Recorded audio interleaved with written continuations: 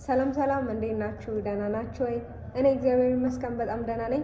እንደሚታወቀው እንግዲህ የ30 ቀን ቻሌንጅ ጀምረናል። ሰው በየቀኑ ፖስት እያደረግን ነው። ለመጀመሪያ ጊዜ ከሆነ ይሄን ቪዲዮ እያያችሁ ያላችሁት ፕሊስ መጀመሪያ ላይ ያለው ስለ 30 ቀን ቻሌንጁ ምን እንደሚያካትት እስካሁን ስንት ቪዲዮ ፖስት አድርገናል ምናምን የሚለው ቼክ አድርጉት። ኢንጆይ ታረጉታላችሁ እርግጠኛ ነኝ። ዛሬ በሌላ ኮንተንት ወይም ደግሞ በሌላ ቪዲዮ ነው የመጣሁት። ዛሬ እንግዲህ ምን ሆኛለሁ የሚል መጽሐፍ እያነበብኩ ነበረ ሌትሊ እና ይህን መጽሐፍ ሪቪው እናደርጋለን ማለት ነው። ደራሲዋ ትዕግስት ዋልተ ንጉስ እና ሁለት ናቸው። ትዕግስት ዋልተ ንጉስ እና ቴዎድሮስ ተክለ አረጋይ ነው መጽሐፉን የጻፉት።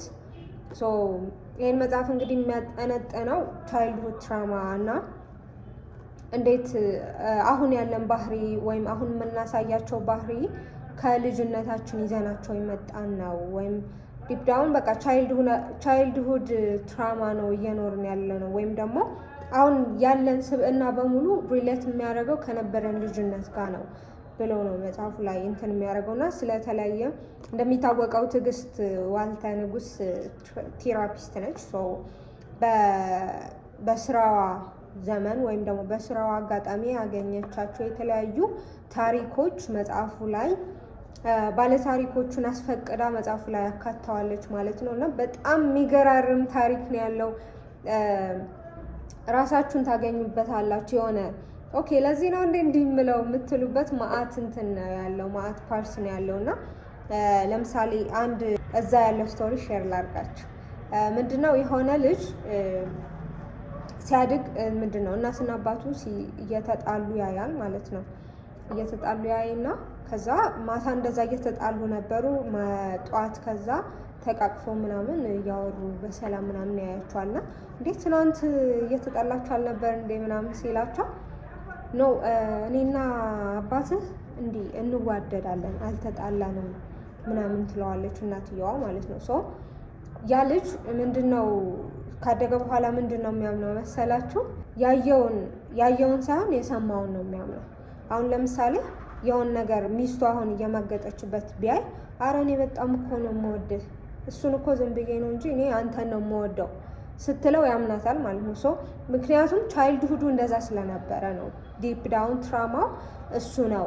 አሁን የምናንጸባርቀው እያንዳንዱ ባህሪ ከቻይልድሁዳችን የመጣ ነው እንጂ አሁን የገነባ ነው ምናምን አይደለም። ዲፕ ዳውን ብንሄድ የሆነ ልጅ እናገኛለን ዊች ሚንስ ልጅነታችን ማለት ነው። እና ያ ሰው አሁን ምንድነው ቢካዝ ኦፍ እናትና አባቱ ሲጣሉ አይቷል። ግን ደግሞ እናቱን ሲጠይቃት አይ እኔና አባትህ እንዋደዳለን አልተጣላንም ነው ያለችው። ስለዚህ ያየውን ሳይሆን የሰማውን ነው የሚያምነው። ስለዚህ ይሄ ሰው ሲያድግ ወይም ደግሞ ትልቅ ሆኖ ባለትዳር የተለያየ ስራ ዘርፍ ራሱ ተሰማርቶ የሚያየውን ሳይሆን የሆነ ሰው የሆነ ነገር እንኳን እያየ አይኑ በቃ ትክክለኛው ነገር እየተፈጸመ አይቶ እንኳን አይ እንዲህ ስለሆነ ነው እኔ እኮ እንደዚህ ስለሆነ ለአንተ አስቤ ነው አንተን ስለምወድህ ነው ቢባል ያምናል ማለት ነው። እንደዛ ነው። እያንዳንዱ ነገራችን ከልጅነታችን ጋር የተያያዘ ነው ወይም ደግሞ የሆነ ጊዜ ያጋጠመን አጋጣሚ ከዛ ጋር የተያያዘ ነው ብላ ነው መጽሐፍ ላይ እንትን የምትለው ማለት ነው። ሁለቱም ሶሪ እና እንደዛ እና ደግሞ ፍቅር ስለ ፍቅር የታመመ ፍቅር ብላ የገለጸችው እንትን ላይ አለ የገለጹት አለ ሶሪ ትዕግስት ዋልተ ንጉስን ስለሆነ ታሪኮችን እንትን እያለች ያለችው እሷን እንደንትን እንጂ ሁለቱም ነው ደራሲዎቹ ሁለት ናቸው። ቴዎድሮስ ወልደ አረጋይ ነው አይደለም፣ ቴዎድሮስ ተክለ አረጋይ እና ትዕግስት ዋልተ ንጉስ ማለት ነው። እና የታመመ ፍቅር ብላ መጽሐፉ ላይ የገለጸችው ፓርት አለና ሁላችንም ፍቅር ሲባል የሆነ የራሳችን የሆነ ዴፊኒሽን አለን ሁላችንም ማለት ነው። አንዳንዶቻችን በተለያዩ መጽሐፍ ካነበብናቸው ልበወለዶች ካነበብናቸው ታሪኮች ወይም ደግሞ ካየናቸው ፊልሞች ፍቅር ይሄ ነው ብለን ይዘናል። ዴፊኒሽናችን እሱ ሆኗል። ወይም ደግሞ የሆነ በልጅነታችን እናትና አባታችን እንትን ሲሉት ያየነው ፍቅር እሱ ነው ለኛ ፍቅር ብለን ዴፊኒሽን የያዝነው እና ያ ደግሞ የታመመ ፍቅር ወይም ደግሞ ጤነኛ ያልሆነ ፍቅር ነው ብላ ነው መጽሐፍ ላይ የምትገልጸው ማለት የሚገልጹት ሶሪ። እና ፍቅር ሲባል ማልቀስ፣ ፍቅር ሲባል ለሆነ ሰው መስዋዕት መሆን፣ ፍቅር ሲባል ራስን አለማክበር ወይም ደግሞ ያንን ሁሉ ነገራችን ለሆነ ሰው ዲፐንድ መሆን ወይም ሁሉ ነገራችን የሆነ ሰው ላይ መጣል።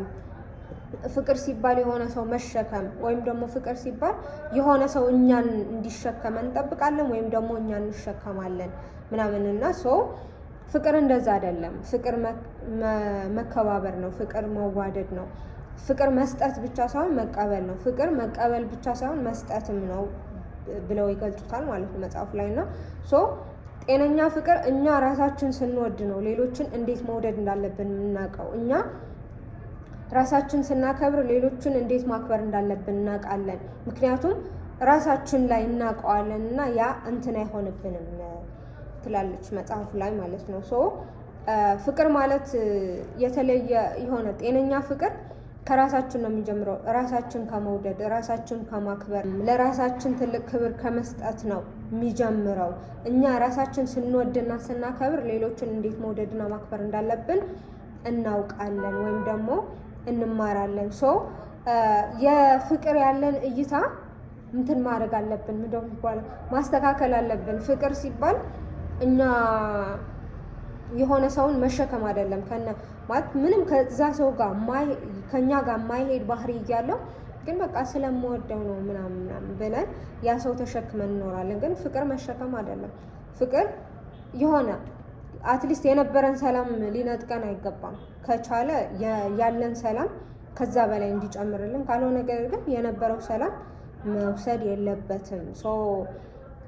ፍቅር መሸካከም አይደለም፣ መዋደድ፣ መከባበር በደንብ ለየብቻችን የነበረ ፍቅር በአንድ ላይ ስንሆን ደግሞ ይበልጥ የሚጠነክርና ይበልጥ እንትን የሚበረታ መሆን አለበት እንጂ ፍቅር ሲሆን ማዘን፣ ማልቀስ አይደለም።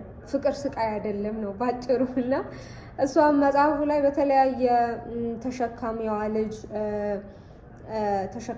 ልጅ እንድትሸከም ሰው እንዲሸከማት የምትፈልገዋ ልጅ የተለያዩ ገጸ ባህሪዎች አሉ እዚህ መጽሐፍ እና በጣም የሚገርም መጽሐፍ ነው።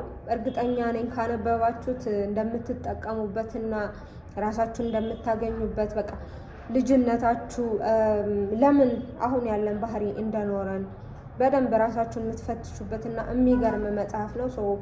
ፕሊዝ አንብቡት። እንግዲህ ዛሬ መጽሐፉን እያነበብኩት ነበረና ለምን ሼር አላደርጋችሁም ብዬ ነው በቪዲዮ የመጣሁት። እወዳችኋለሁ። ነገ እስክንገናኝ ድረስ ሰላም ሁኑልኝ። ባይ